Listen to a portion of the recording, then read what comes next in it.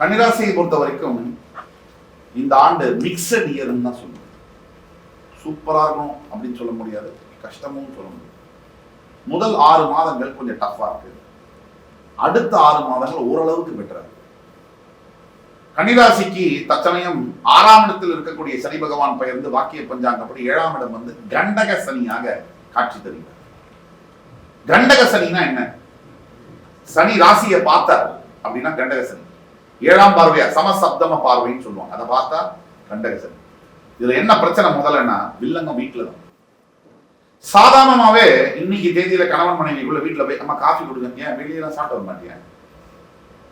கல்யாணமான முதல் 2 வாரத்துல புருஷன் போன் பண்றாரு, எப்பங்க வருவீங்க எப்பங்க வருவீங்க, ஒரு அரை மணி நேரம் ஆகும், ஏங்க இவ்வளவு லேட் அப்படிம்பாங்க.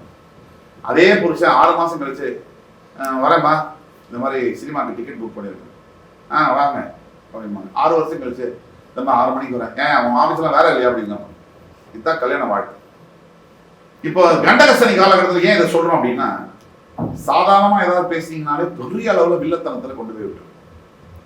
அதனால மனைவி கணவன் ஃபர்ஸ்ட், நீங்க யார் கணவன் மனைவிக்குள்ள 2 பிரச்சனை தான்.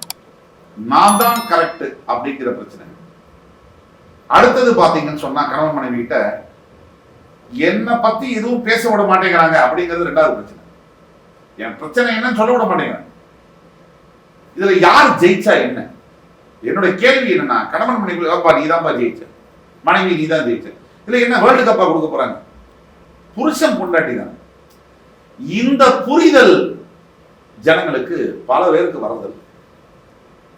வரும் பொருளாதாரத்துல இவர் ஏதாவது செலவு பண்ணிடுவாரு, கஷ்டங்கள் வீட்டுல உபயோகம் இல்லாத பசங்க தவிக்கும், இவர் ஏதாவது செலவு பண்ணிடுவார், தேவையில்லாத விஷயம் அந்த அம்மா ஏதாவது பண்ணிடுவாங்க, இதெல்லாம் இருக்கும். இதெல்லாம் தாண்டி தான் சம்சார பந்தம், குடும்பம் இதெல்லாம் நடக்கும்.